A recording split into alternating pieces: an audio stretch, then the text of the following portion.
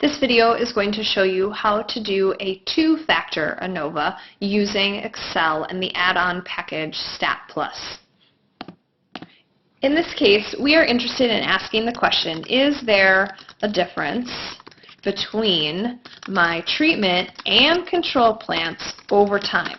Here we have two independent variables. First, we have time, that's the week, and secondly, we have treatment versus control. And so to do this, we need to use what's called a two-factor ANOVA. That's going to allow us to compare two independent variables instead of just one. So Mac users, we need to have our data set up in this fashion over here in order to make this stats package run. So make sure your data is set up where you have condition, you've got all your controls and all your treatments, and then your weeks are alternating. So you need to go week 1, week 2, week 3, week 1, week 2, week 3, week 1, week 2, week 3, and so on, all the way down. Then you have your corresponding heights, and you may wish to include a plant number. You're not going to need this for analysis, but it may help you during your data entry. Now open up your StatPlus package, go up to the Statistics tab, and you're going to go down to Analysis of Variance, or ANOVA, and you're going to choose the two-way ANOVA.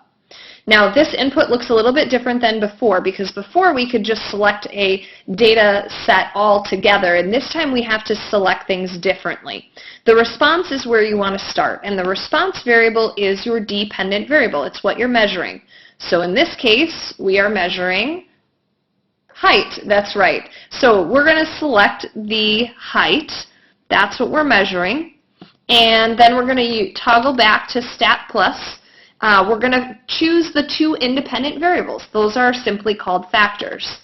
Click on the pop-out box. The first factor we're concerned about is time or week, so we're going to collect that one. Toggle back. The second one that we're concerned with is condition. Doesn't matter which order you put them in, and leave these both as fixed. If you selected the labels, make sure you leave this one checked. If you didn't, then make sure you uncheck that box. Click OK, and sing a little song, and you'll get your output. Now please, please, please don't be overwhelmed by this output. Take a deep breath. Okay, the first thing you're going to see is a summary table. This summary table is something that you have seen before, except it looks a little bit different because there's more data that we're working with. It's going to tell you what you put in for your response variable and your factors. So if you forgot and you weren't sure if you did it right, you can check it right here. Then there's a whole bunch of descriptive statistics. All of these with week times condition may not be as useful to you. Again, you may want to check here though, just to make sure that you entered your data correctly. You should have 3 weeks, week 1, week 2, week 3, which within each of those weeks you should have 8 replicates based on my data set. I have 2 conditions, control and treatment, and if I counted those all up, I'd have 12 data points within each control or treatment condition. If those numbers look good to me, then I'm pretty confident I can come down here to this next table, the ANOVA. And I'm going to make this one a little bit bigger just so we can see it. And we're going to look at the ANOVA. The rest of the data that are here, you can just ignore. If you need them, I will tell you about them later, but for now, just ignore them. This is the ANOVA table. It's similar to what you saw before with your single factor ANOVA. Factor 1 is just like doing a single factor ANOVA. It's telling you whether or not there's a difference in your data by week. It's not taking into consideration control and treatment.